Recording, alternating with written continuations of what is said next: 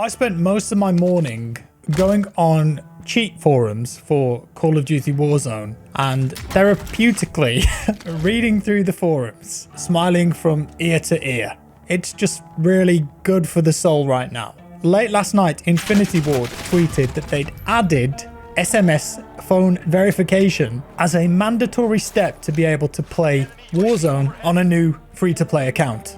They actually went and did it. This in itself is a massive deterrent for cheaters and it will help in the long run. And I thought to myself this morning, you know what? I haven't actually experienced a blatant cheater on Warzone for maybe 2 weeks now. Like, something has changed. And so I went searching online and I found a couple of cheating websites which have forums on them. And on those forums, on various different websites that I won't mention, I'm not going to link, I'm not going to promote them or anything like that, there are so many posts on there about people complaining that the cheats that they've paid for aren't working anymore. And they've tried new accounts, they've tried new IP addresses, they've tried spoofing their hardware ID on various different levels, and it's just not working for them. They make a new Warzone account, try again, and they either get permanently banned or what they call shadow banned. What they've deemed as a shadow ban in Warzone is that you make a new account after you've been banned for cheating, and it will just infinitely search for a game with 200 ping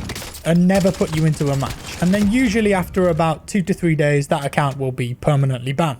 And then they make a new account, they try using a hardware ID spoofer, they've changed their GPU, they've changed their hard drive, they've even gone as far as formatting Windows and buying new hard drives. But a lot of the things that they're doing are not working, and that was last week. And now on top of that, they've got SMS phone verification that they have to apply to their account before they can play Call of Duty Warzone online.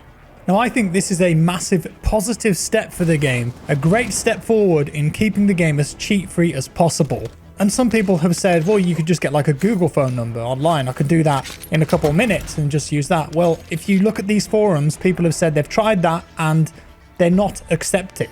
Someone even posted on one of these forums that they work in the telephone industry, and they said that they can easily filter out those type of online numbers. And that's probably why they're not being accepted as a legitimate phone number so you can play Warzone. And then some people say, well, okay, I can just get a SIM card for $1 or £1 at my local grocery store, wherever. Yes, that's very true. In certain countries, you can just walk to your nearest Walmart or Tesco, pick up a SIM card for £1, but in certain countries that requires ID, and then you have to register it. And in other countries like China, SIM cards are apparently quite hard to get hold of from what I've discovered online. So it's another big step for if someone wants to try and cheat on a new free-to-play account again. They have to either order something online or go out of their house, go to the place, get the new SIM card, come home, take the SIM card out of their phone, put the new SIM card in, boot it up, register it, send the text, and then eventually they'll potentially be able to play Warzone again. But based on what I've been reading, because of all these hardware bans that somehow Activision have managed to pull off, it's not just checking like one thing on your PC. It's looking at a lot of different serial numbers and codes of your hardware and grouping them together. So even though you think you might have changed one of these things with a hardware ID spoofer, you may have missed something along the way, and the second you play on an account which has any or one of those string values which is registered in the Infinity Ward Activision anti-cheat base, you will just be banned again. So with whatever Infinity Ward have done with the hardware ID ban side, plus this new phone verification for new free accounts, honestly, I think this will make a massive difference to the amount of cheaters in the game, especially those that are blatantly cheating on PC. And yes, I know that this will not completely eradicate cheating. In an online multiplayer game, there will always be people who slip through the net and manage to find a way around it. But the point of these things is to put so many hurdles in place, so many annoying things if you actually want to play the game again and cheat on a new account, that those people just give up and stop cheating, play the game legitimately, or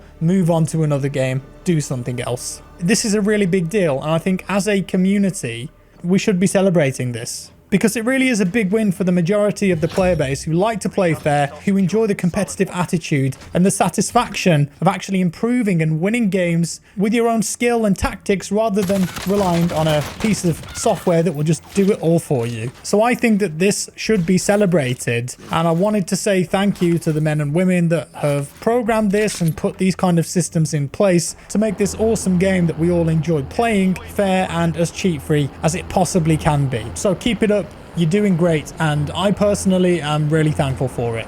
It was absolutely crazy though, going on those forums and reading the amount of stuff that these people are trying to get their accounts to work on their PC hardware. The amount of money that people had spent on various different ID spoofers. They'd tried new Windows keys. Some of them had spent like £600 on new hard drives to try that. One dude even said that he went as far as replacing his motherboard, which appeared to work for a couple days, but then they ended up getting banned again on a new account further down the line. Like I said, I'm not going to show any of these posts or link to any of these forums. This stuff is quite easy to find, but it's just so satisfying to me reading through all these posts where they just keep getting banned over and over again. Imagine being banned on Warzone and then signing up, making a new account, and that gets banned straight away. So you think, okay, it must be hardware. Let's buy a hardware ID spoofer. Oh, that didn't work. Right, okay. Let's try a new GPU. That didn't work either. Try a new hard drive.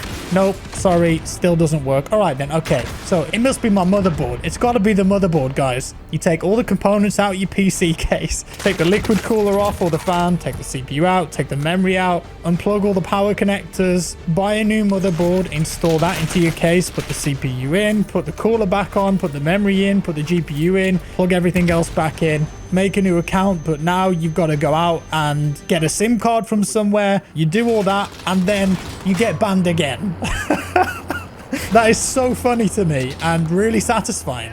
And I just hope that with all these elements in place now, it will have a big impact on the amount of cheaters in the game, and it will stop people coming back and just making free accounts so easily. It really is a great thing.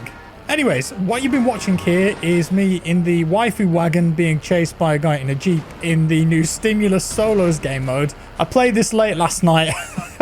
Mad. This game mode is absolutely mad. I kind of want original Solos back now though, because this is just a bit too hectic at times, and I think it feels a bit RNG. Like, you can't play it as tactically. You can definitely get more kills, and what I'm using here, some of you may have noticed, is the M13 with the blackout rounds. Someone suggested that I try these out, so I have been playing a few matches with them to see what the deal is with them. And unfortunately, it's one of those cases again where the in-game stats in Gunsmith are quite misleading, because when you put these in your gun, they say that they do more damage than the typical 50 or 60 round mags, but you only get 30 of them. What they actually give you is more damage at range, but they also remove your tracers and remove the enemy skull icon from when you kill someone. I've been playing with it in a few different matches. I just feel like they're not very good. Like, they're okay in solos, but in squads, I think if you're running an M13, you definitely want the 50 or 60 mags, just because you've got so much more sustained fire there and you can take out multiple opponents. So I wouldn't really recommend ever using the blackout mags in Warzone. I'm sure some people have success with them, but for me personally,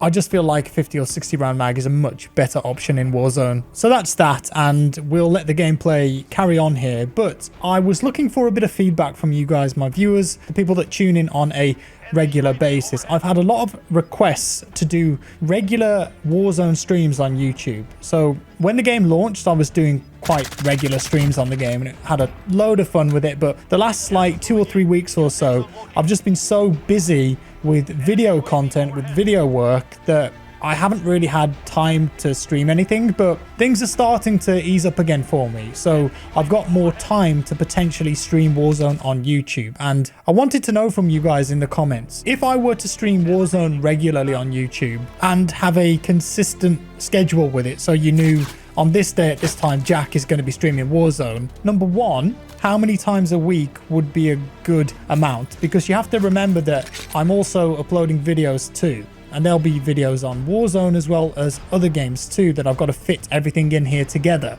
And I don't want it to get too messy. I don't want to oversaturate things because then the quality starts to drop. So I was thinking maybe 3 streams a week. Do you think that's a good number? Would you like to see more or less? And also, number 2, the length of these streams. For me personally on YouTube, I like keeping it to around 2 to 3 hours because it means that I can keep the energy high, I can keep engaging with the chat, and at the same time trying to perform in the game on a consistent basis. So to me, that's a good length, but I don't know if I should be going longer or shorter than that, considering that it will also be published as a video afterwards that people might watch. So let me know on those 2 things down in the comments below.